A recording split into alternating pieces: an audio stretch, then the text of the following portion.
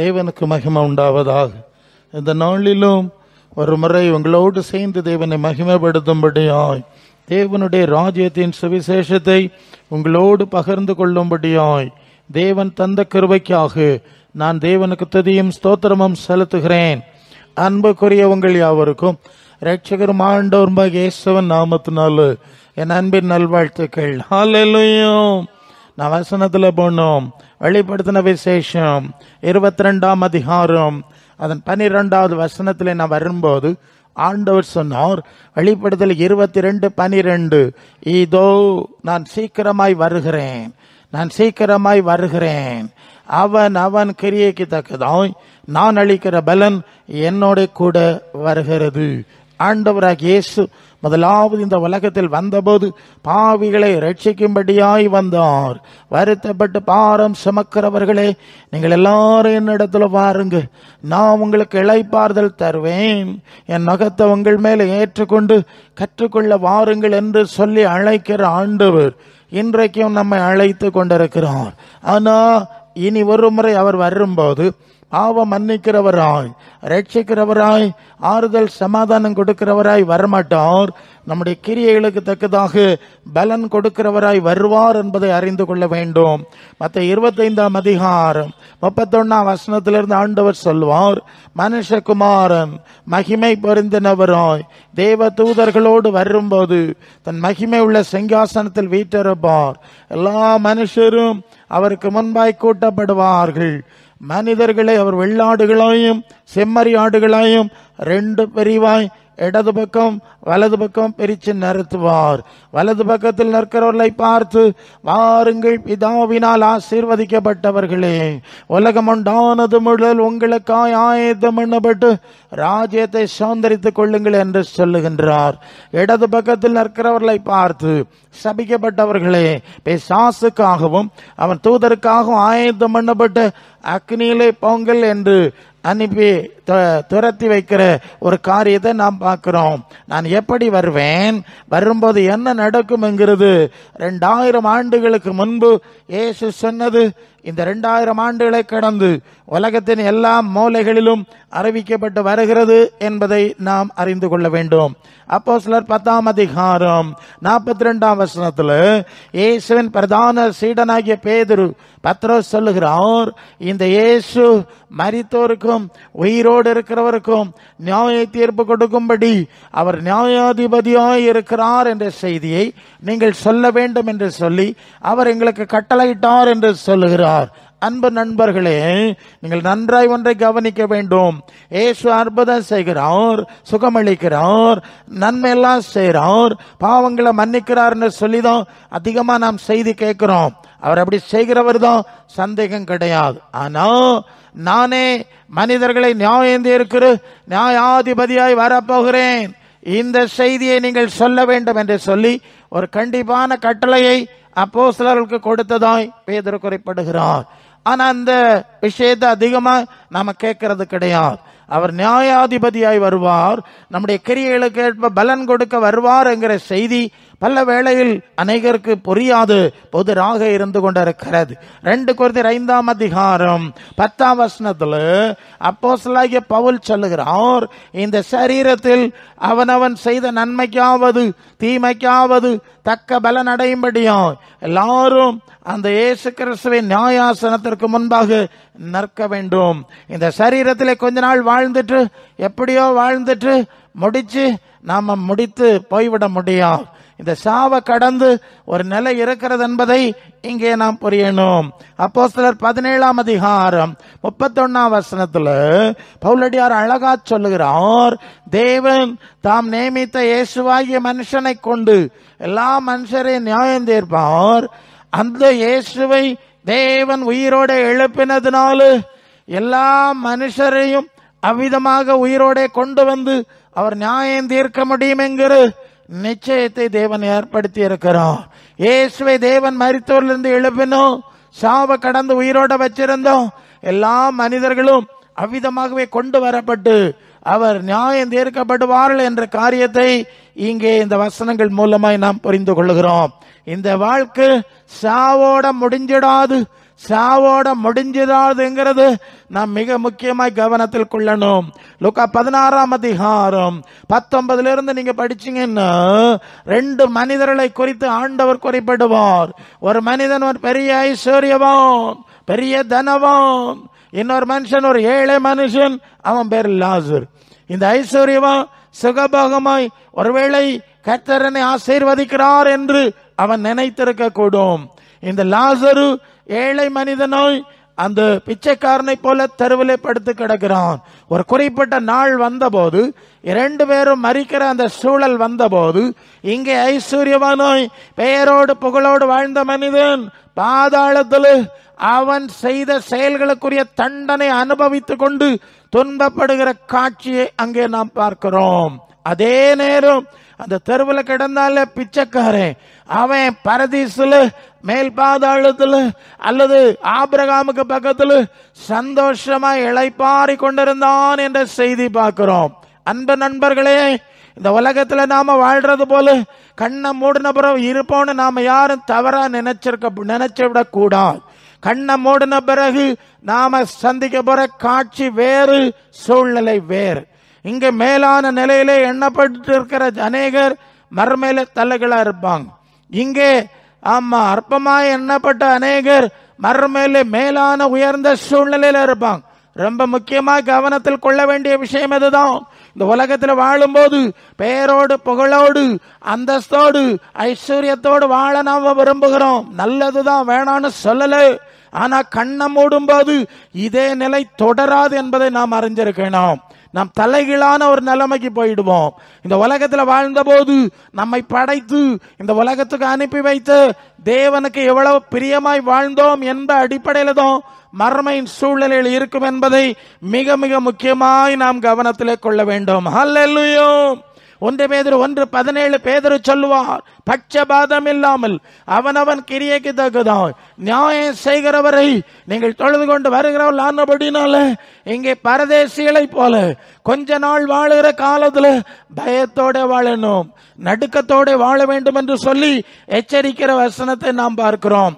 அன்புக்குரியவர்களே, நாம் இந்த வாழ்வை முடித்துவிட்டு போனாலும் நம் செயலுக்கேற்ற பலன் அடைய வேண்டும் என்கின்ற மிக முக்கியமான காரியத்தை முதலாவது நாம மனசுல வச்சிருக்கணும்.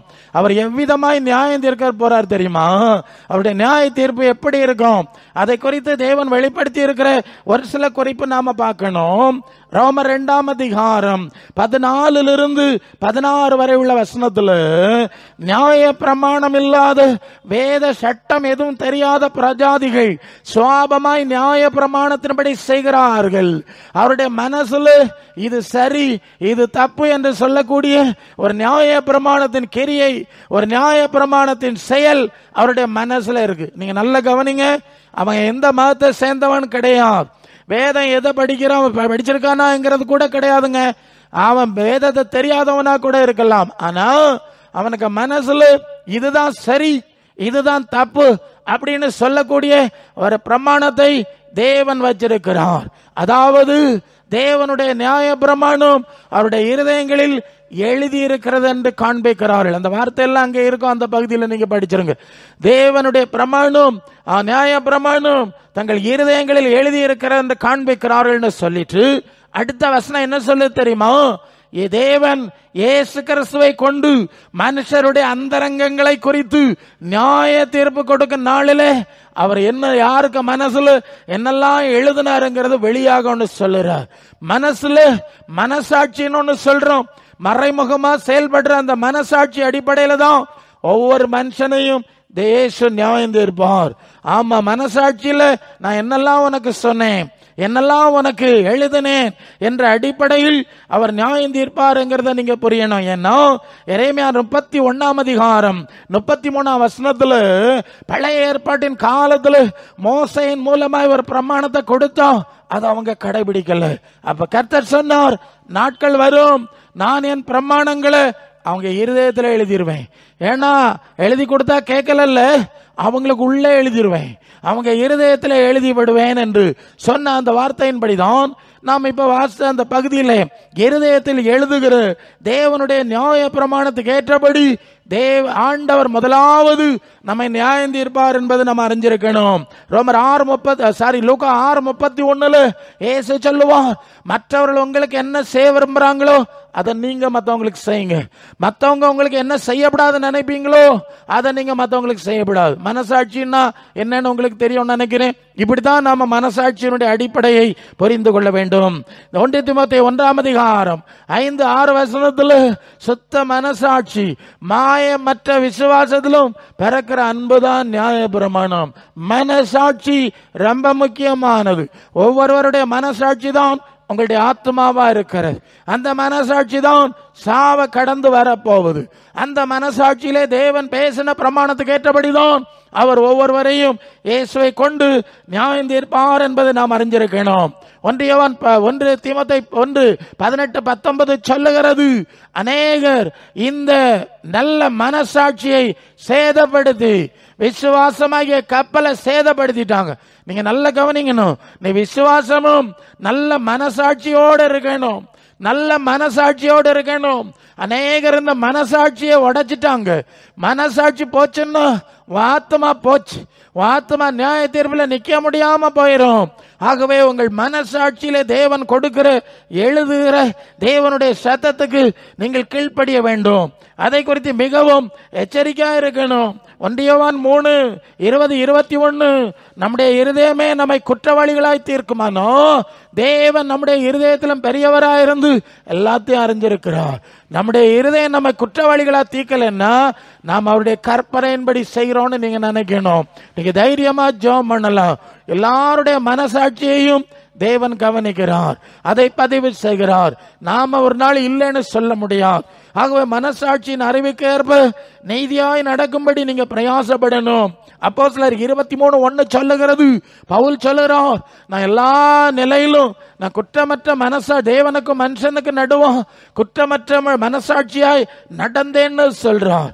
அப்போஸ்தலர் 24:16 சொல்லுவார், நான் குற்றமற்ற மனசாட்சியுடன் நல்ல மனசாட்சியுடன் நடக்க நான் பிரயாசப்படுறேன்னு சொல்றாரு. என்ன புரிஞ்சுங்க நீங்க?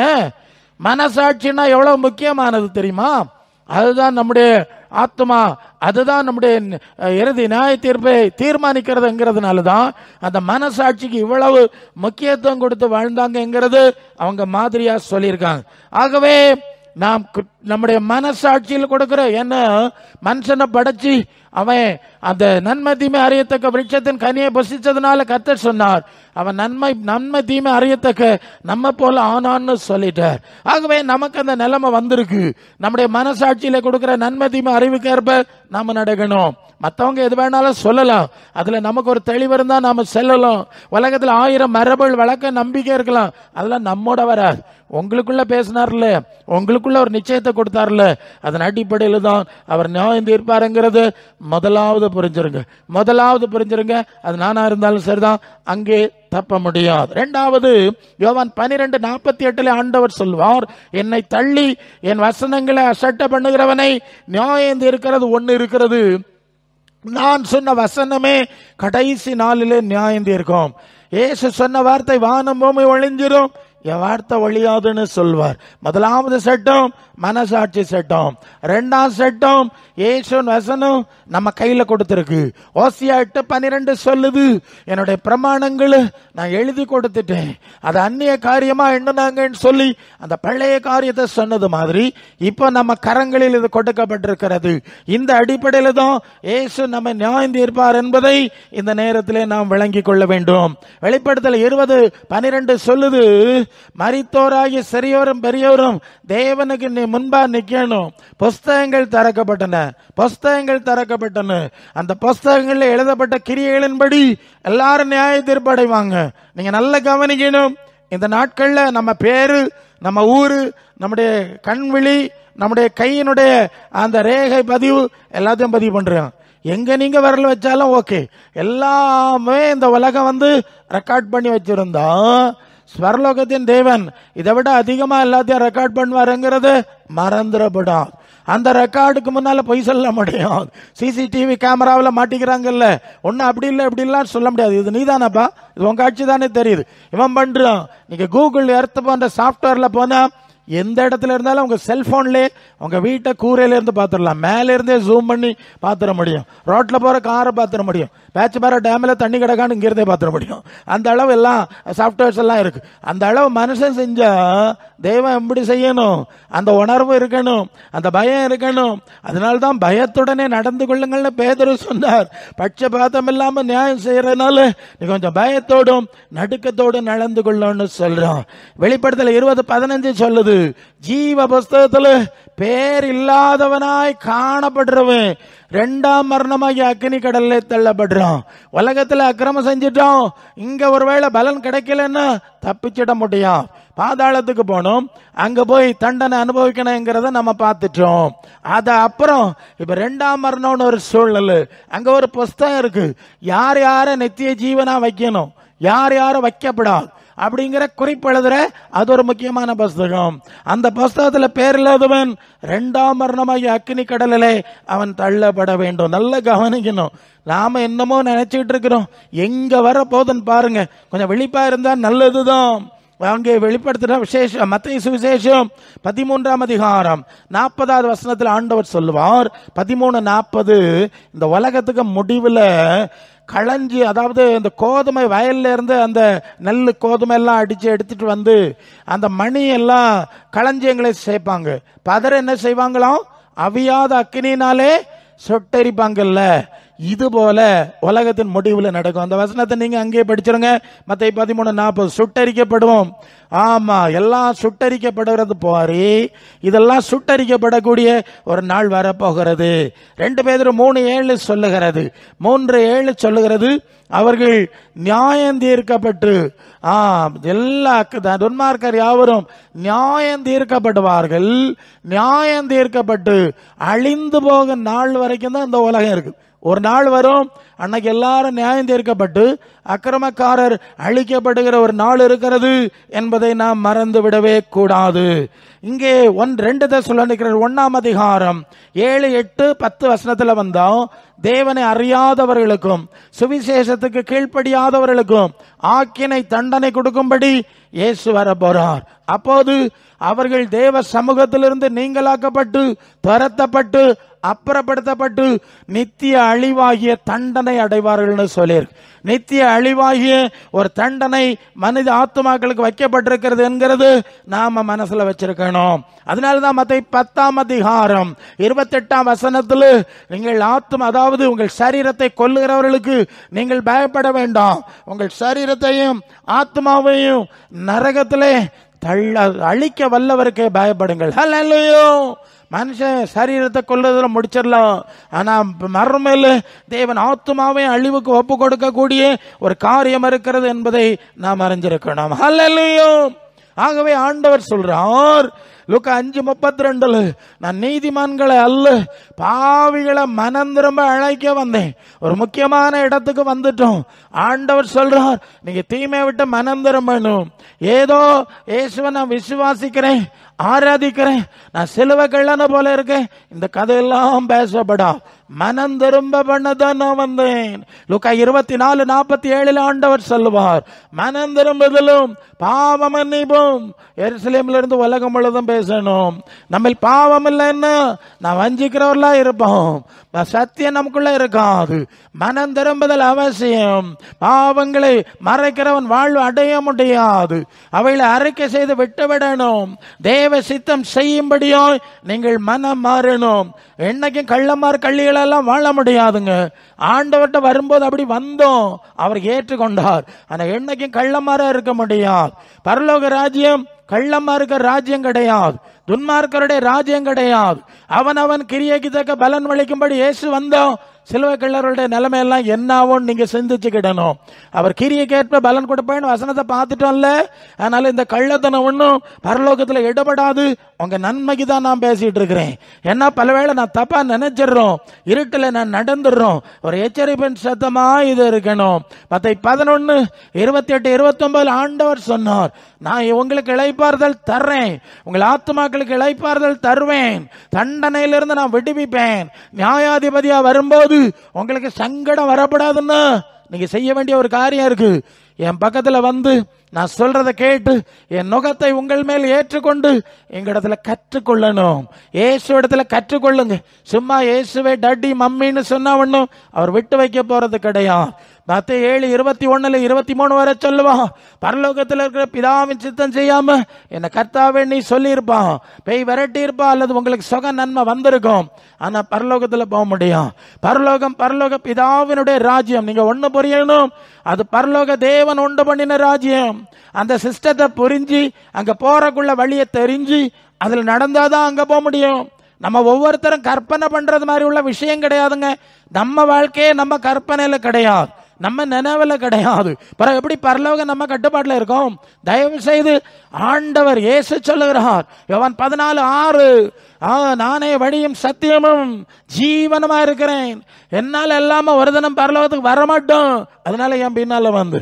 யோவான் 10:27-28, என் ஆடுகள் என் சத்தத்துக்கு செவி கொடுக்கணும், அவை எனக்கு பின் செல்லணும், அவைகளை தான் நான் அறிஞ்சிருக்கோம், அவைகளை என் கையில வச்சிருப்பேன், அவைகளுக்கு தான் நித்திய ஜீவன் கொடுப்பேன். சும்மா இயேசுன்னு சொல்லி பழுத்து போக்கப்படாது. அவர் என் இயேசு தேவகுமாரன் நீங்க விசுவாசிச்சா அவர் என்ன சொல்லியிருக்காரு நீங்க கேட்டிருக்கணும். யோவான் 14:23, ஒருவன் என்னில் அன்பா இருந்தா என்ன செய்யணுங்க? அவர் ஆராதிக்கணும் நீங்க நினைக்கப்படாது, அவருக்கு கீழ்ப்படியணும். யோவான் 14:15 சொல்லுது, ஒருவன் என்னில் அன்பா இருந்தா என் வசனத்துக்கு கீழ்ப்படியுமா. ஆமா, என் அன்பா இராதவன் வசனத்துல கீழ்ப்படிய மாட்டோம். நீங்க இயேசுவின் வார்த்தையில நடக்கிறீங்களா? இயேசு காட்டின மாதிரியில நடக்கிறீங்களா? யோவான் 13:15, நான் செய்தது போல நீங்க செய்யணும், அதுக்கு தான் நான் மாதிரி வச்சேன், என் மாதிரிப்படி செய்யறவன் தான் பாக்கியவன். இயேசுவன் மாதிரிப்படியான வாழ்க்கை இருக்கும். பேதுரு சொல்வார் 1 பேதுரு 2:21, அவருடைய அடிச்சுவடுகளில் நடந்து வர்றதுக்கு அவர் மாதிரியை வச்சுட்டு போயிருக்கிறார், கவனமா இருங்கிறார். 1 யோவான் 2:6, அவருக்குள் நிலைத்திருக்கிறேன் என்று சொல்றவன் அவர் நடந்தபடி நடக்கணும். எப்படி நடக்கிறீங்க? பிறகு திருத்த முடியாது.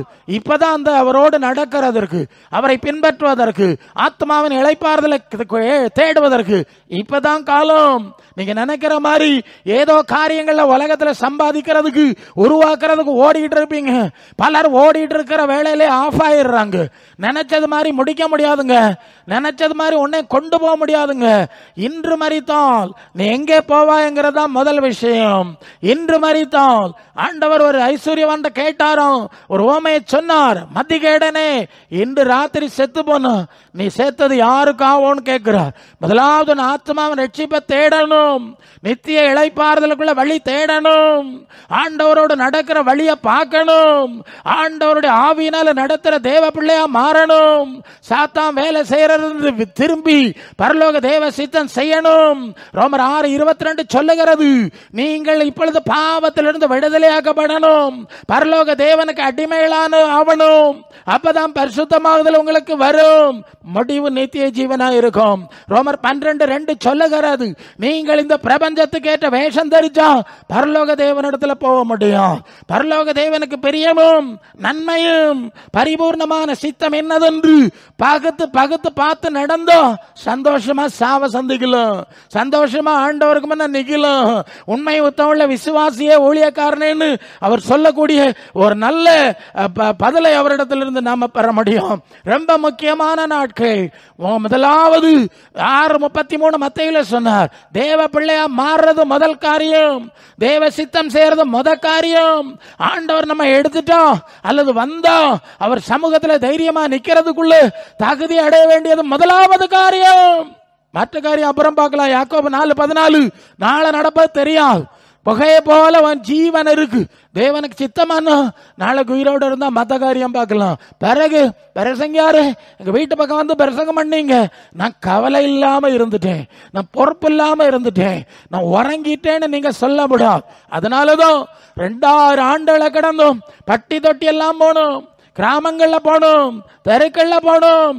ஆமா, அடைச்சு போட்டாலும் ஜீவ வார்த்தைகளை எங்க சொல்லிடுங்கன்னு சொல்லி விரட்டுறதுனாலதான் ரிஸ்க் எடுத்து பரலோக ராஜ்யத்தின் பிள்ளைகளாகிய நாங்கள் இந்த வேலையை நாங்க செஞ்சுட்டு இருக்கிறோம். நீங்கெல்லாம் ஓய்வெடுக்கிற நேரம், நாங்க ஆண்டவருடைய வார்த்தை பேச வேண்டிய நேரம். இந்த நாள் உங்களுக்கு ரட்சணிய நாளா இருக்கட்டும், அனுக்கிற காலமா இருக்கட்டும். நாளை நமக்கு கிடையாது. நாட்கள் பொல்லாதவள் ஆனதுனால உன் காலத்தை நீ பிரயோஜனப்படுத்திக் கொள். உன் தேவனை சந்திக்க நீ ஆயத்தப்பட வேண்டும். அவர் உன்னை படைச்சவர், நாம இங்க வரல, அவர் இங்கே கொண்டு வந்தார். இங்கே ஒரு வாழ்க்கையை தந்து, சுவிசேஷத்தை தந்து, சத்தியத்தை தந்து அதுல நடக்கும்படி எவ்வளவோ காலங்களை கொடுக்கிறார். ஒரு நாள் வரும், போறத நமக்கு தெரியாதுங்க. கொண்டு வந்தது அவர் தான், கொண்டு போறது அவர் தான். எல்லாம் அவர் கட்டுப்பாட்டில் இருக்கு, நம்ம கட்டுப்பாட்டில் ஒன்றும் இல்லை. அவருக்கு சித்தம் செஞ்சா அவர் கொண்டு போகும்போது சந்தோஷமா அவர் சமூகத்தில் நிற்கணும், ஒரு நல்ல முடிவுக்குள்ளே வரணும். இது ஏதோ ஒரு ஸ்தாபனத்துக்கோ சங்கத்துக்கோ இதெல்லாம் பேசலுங்க. உங்க ஆத்மாவுக்கு நன்மைக்காக வேண்டி தன்னுடைய பிள்ளைகள் தன்னுடைய இளைப்பாறுதல் தன்னோட வந்து பிரவேசிக்கணும் என்கிற ஆசையில அவர் இந்த ரிஸ்க் எடுத்து சேராருங்கிறது நீங்க புரிஞ்சிருக்கணும். இந்த வார்த்தை உங்கள் காதுகளில் அல்ல, உங்கள் உள்ளத்திலே இருக்கட்டும். ஒரு ஆழமான மனம் திரும்புதலுக்கு ஒப்பு கொடுங்க, உங்க கிரியைகளை சீர்படுத்திருங்க. இல்லைன்னா நாள் வரும்போது அங்க திருத்த முடியாது. திருத்த இப்பமே இயேசு ரத்தம் நமக்கு முன்பாய் நறுக்கிறது, பாவ நிவாரண பலி நறுக்கிறது, தேவ சித்தத்துக்கு அர்ப்பணிக்கிற காலம் இருக்கிறது. தூய ஆவியினாலே நம்மை நிரப்பி தேவ பிள்ளைகளாய் நடத்தக்கூடிய உத்தரவாதம் உள்ள நாட்கள். எத்தனை இடத்துல இவ்வளவு விசாலமான சூழ்நிலை இல்ல தெரியுமா? இந்த இயேசுவை பற்றி தெரியல தெரியுமா? நித்திய ஜீவனை பற்றி தெரியல தெரியுமா? நமக்கு இந்த பாக்கியத்தை தந்தா அதுக்கு முதல்ல நம்ம இடத்துல தாங்க கேட்பாரு. நியாய தீர்ப்பு தேவனுடைய வீட்டிலே தோங்குற காலமா இருக்குன்னு சொன்னார். உங்களுக்கு தானே சொன்னேன், உங்களுக்கு தானே எழுதி தந்தேன், உங்களுக்கு தானே இதெல்லாம் பிரசங்கம் பண்ணபடி ஆளை ஏற்படுத்தினேன். நீங்க பொறுப்பு இல்லாம இருந்துட்டீங்கன்னு சொன்னா ரொம்ப சங்கடமா போயிரும், ரொம்ப சங்கடமா போயிரும். நான் ஒரு செய்தியோடு நான் முடிக்கணும். ரொம்ப வருஷத்துக்கு முன்பு ஒரு சுதந்திர போராட்ட வீரர், சுதந்திர போராட்ட தியாகியா இருந்த ஒருவர் நான் சந்திக்க போனேன். நெய்யூர் என்கிற பிரதேசத்தின் பக்கத்தில். நான் அங்க ஊழியத்துக்கு போனதுனால இங்கே ஒரு சுதந்திர போராட்ட தியாகி இருக்கிறார் என்று சொல்லி அவரை நான் பார்க்க போனேன். அவருக்கு வீடு கட்டி கொடுத்துருக்கிறாங்க, மாசம் பென்ஷன் எல்லாம் கொடுக்குறாங்க.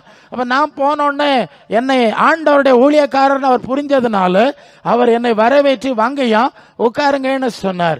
நான் பேச ஆரம்பிக்கிறதுக்கு முன்ன நீங்க நல்லா கவனிக்கணும், நான் பேச ஆரம்பிக்கிறதுக்கு முன்ன அந்த தாத்தா பேசினார். ராஷ்டிரியம் ராஷ்டிரியம், தேசியம் தேசியம் என்று ஓடி ஓடி வாழ்க்கையை நான் அழிச்சு போட்டேன்.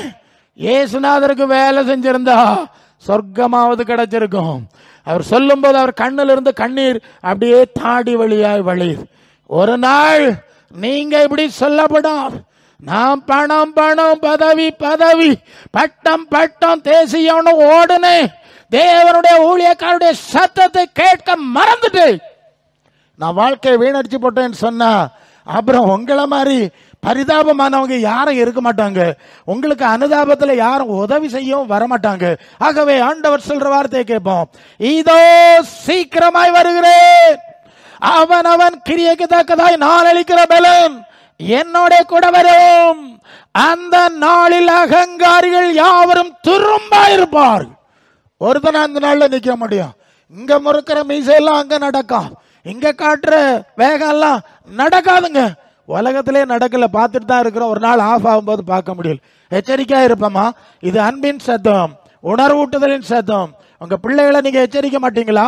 உங்க பிள்ளைகளுக்கு வாழ்க்கையில் நன்மை ஆசீர்வாதத்தை விரும்புற நீங்க அந்த பிள்ளைகளை கடிந்து கொண்டா பரலோக தகப்பன் நம்மையும் கடிந்து கொள்ளணும், அது நல்லது. ஆகவே இருக்கிற இடத்துல முழங்கால் போட்டு, இயேசுவே என் வாழ்வை நான் உமக்கு தருகிறேன், மரித்தேன் ஆனாலும் சதா காலங்களிலும் உயிரோடு இருக்கிறேன் என்று சொன்ன என் ஆண்டவருக்கு என் வாழ்க்கையை நான் ஒப்பு கொடுக்கிறேன். 2000 ஆண்டுகளை கடந்து இருளில் இருக்கிற ஜனங்களை விடுவித்துக் கொண்டிருக்கிற அந்த இயேசுவுக்கு என் வாழ்க்கையை கொடுக்கிறேன். நான் இருக்கிற வண்ணமாகவே நீங்களும் இருக்கும்படி ஒரு ஸ்தலத்தை ஆயத்தம் பண்ணிட்டு வருவேன் சொன்னீங்கல்ல, உம்மோடு கூட நித்தியமாய் வாசம் பண்ணும்படி என் வாழ்க்கை ஒப்பு கொடுக்கிறேன். நீங்க இருக்க இடத்துல சொன்னா ஒப்பு கொடுத்தா தேவன் அந்த அர்ப்பணத்தை பார்ப்பார், உங்களுக்கு உதவி செய்வார், உங்கள் உள்ளத்துல வருவார். நான் வாசல் படியில நின்று தட்டுகிறேன், ஒருவன் கதவை சத்தத்தை கேட்டு கதவை திறந்தோ நான் அவனுக்குள்ள பிரவேசிக்கிறேன் சொல்லுவார். அவர் வராம இருப்பாரா? உங்களுக்காய் நமக்காய் சிலுவையின் மரண பரியந்தம் ரத்தம் சிந்தி மரித்தவர், அதாவது தம்முடைய குமாரனை முழுமையாக அத்தனையும் ஒப்பு கொடுத்தவர், அவரோடு கூட மற்றெல்லா ஆசீர்வாதங்களையும் நமக்கு எப்படிங்க தராம இருப்பார்?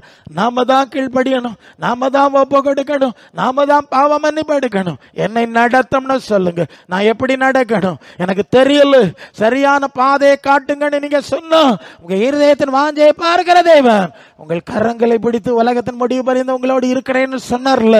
எங்களோடு இருக்கிறதுனால உங்க மத்தியில வந்துட்டோம். உங்களோடு இருந்தா உங்களே இது மாதிரி நடத்துவார். கர்த்தர் தாமே இந்த வார்த்தையினால் உங்களை ஆசீர்வதிப்பாராக. ஆமென். சத்தமாட்டுக்கு ஒரு அல்லேலூயா சொல்லுவோம்.